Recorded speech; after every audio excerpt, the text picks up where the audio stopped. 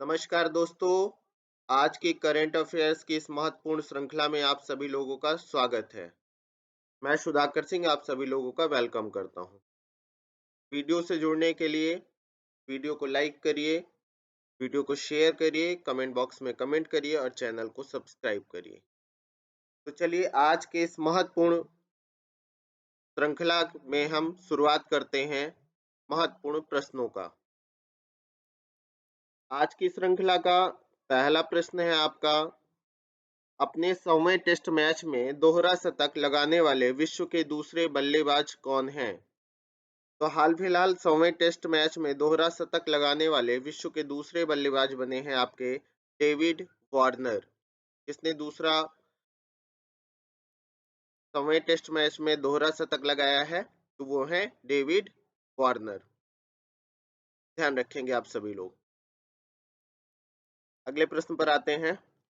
Next question है आपका, दुनिया के बेस्ट फूड लिस्ट में किस देश का फूड शीर्ष स्थान पर रहा है? तो हाल फिलहाल इटली देश का फूड शीर्ष स्थान प्राप्त करने वाला रहा है बेस्ट फूड लिस्ट में। अगला प्रश्न है आपका, इटली की अगर बात किया जाए तो ये आपका इटली देश है। इटली की राजधानी ये रोम है। इटली के वेस्ट नॉर्थ वेस्ट में आएंगे तो लिगुरियन सी है, लिगुरियन सागर है।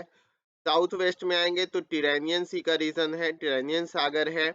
और पूर्वी हिस्से में एड्रियाटिक सागर का रीजन है।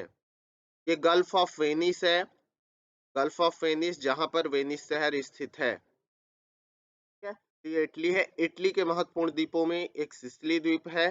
दूसरा अगर बात किया जाए तो सार्दिनिया द्वीप है। तो सार्दिनिया और सिसिली इटली के महत्वपूर्ण द्वीप भी हैं। साथ में आप ध्यान रख सकते हैं कि दक्षिणी रीजन में आयोनियन सागर का रीजन है। कौन सा सागर?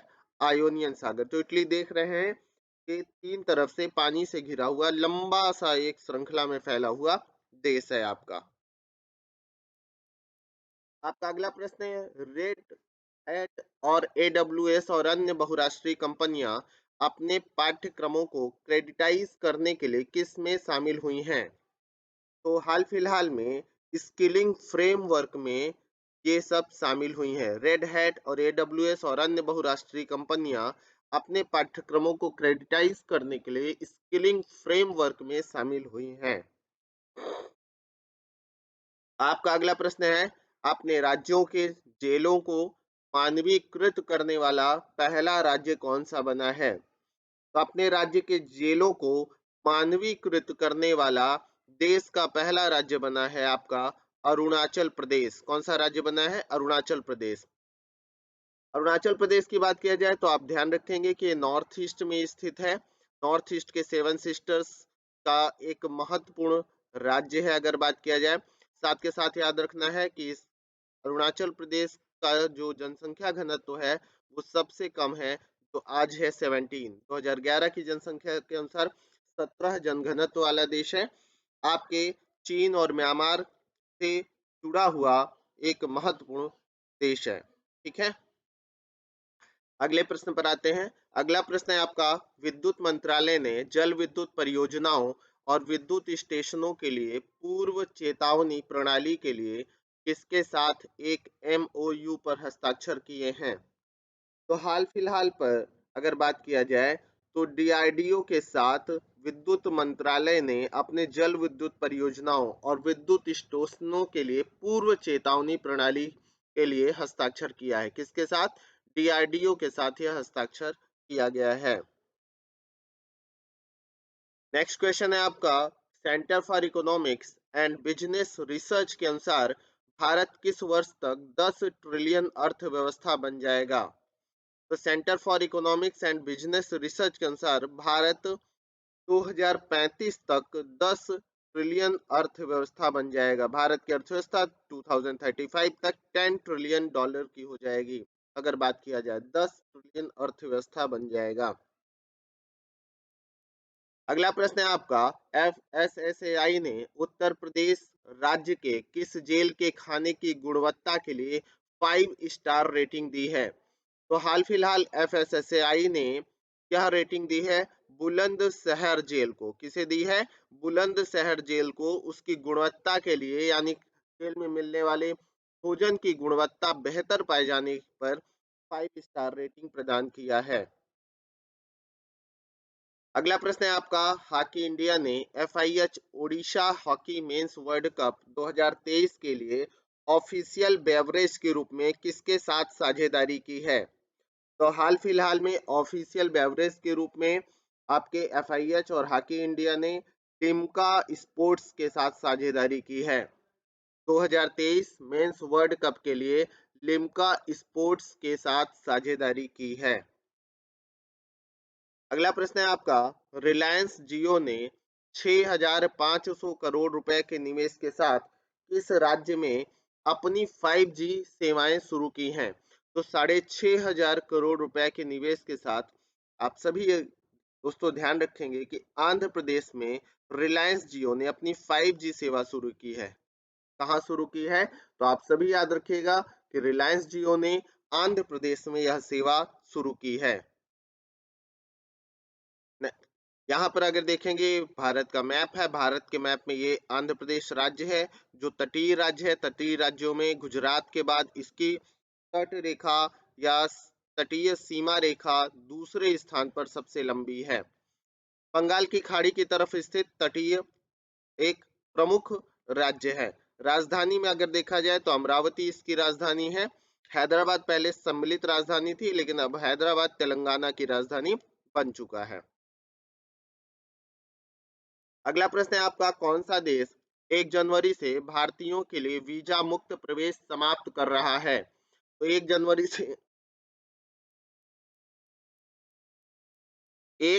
से भारतीयों के लिए वीजा मुक्त प्रवेश समाप्त करने वाला देश है सर्बिया। कौन सा देश है? सर्बिया देश है। सर्बिया यूरोप का देश है। देख लेते हैं एक बार, ये यूरोप है।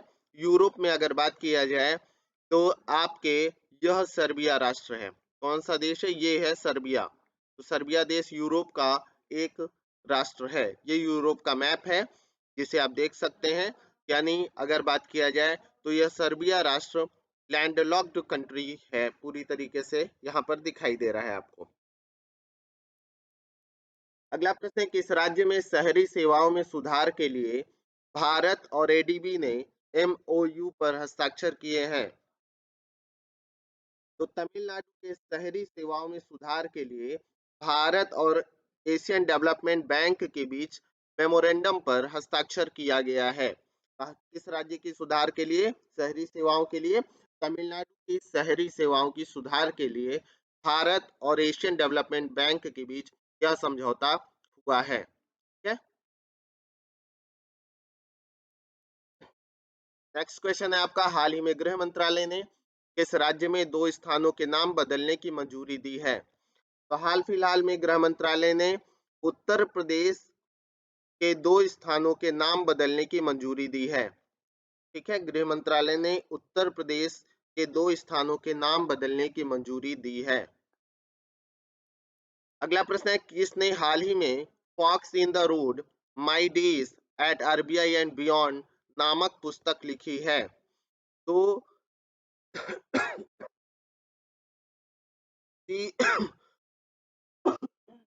राजन जी के द्वारा यह पुस्तक लिखी गई है। Walks in the road, my days at RBI and beyond नामक पुस्तक लिखी गई है आपके सी राजन जी के द्वारा। किसके द्वारा? सी राजन जी के द्वारा। अगला प्रश्न है, हाल ही में किसे सेना का इंजीनियर इन चीफ नियुक्त किया गया है?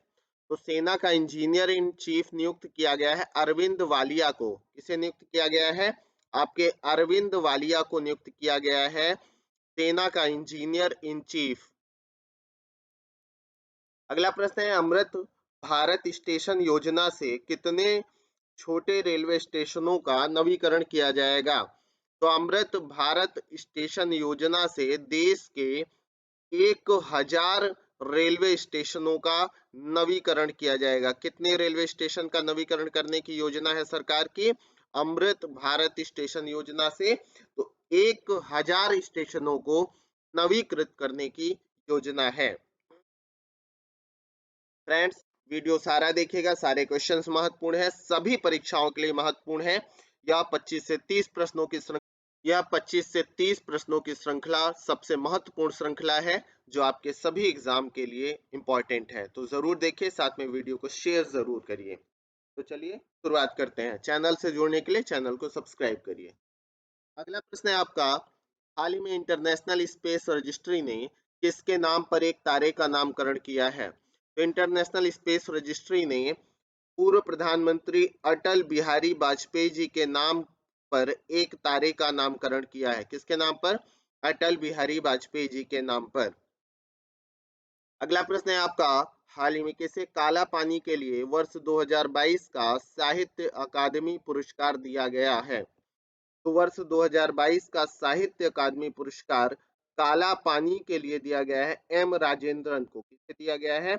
एम राजेंद्रन को वर्ष 2022 का साहित्य अकादमी पुरस्कार दिया गया है, एम राजेंद्रन को। अगला प्रश्न है आपका, हाल ही में केंद्रीय खेल मंत्री अनुराग ठाकुर ने कहाँ खेल विज्ञान का उद्घाटन किया है? तो केंद्रीय खेल मंत्री अनुराग ठाकुर ने खेल विज्ञान का उद्घाटन किया है कर्नाटक में। कहाँ किया है? कर्नाटक में खेल विज्ञान का उद्घाटन किया गया है, ध्यान रखिएगा। नेक्स्ट क्वेश्चन है आपका, हाल ही में पहला वीर बाल दिवस कब मनाया गया? तो पहला वीर बाल दिवस 26 दिसंबर को मनाया गया। कब मनाया गया? 26 दिसंबर को पहला वीर बाल दिवस मनाया गया। गुरु गोविंद सिंह के पुत्रों की शहादत पर उनका नाम जोरावर सिंह एवं फतेह सिंह था। उनकी शहादत पर ही यह पहला वीर बाल दिवस मनाया गया है। ठीक है, तो पहला वीर बाल दिवस 26 दिसंबर को मनाया गया। अगला प्रश्न है आपका, हाल ही में आई रिपोर्ट के अनुसार किस देश में ध्रुवीय भालू की संख्या गिरावट दर्ज की गई है? किस देश में ध्रुवीय भालू की संख्या में गिरावट दर्ज की गई है?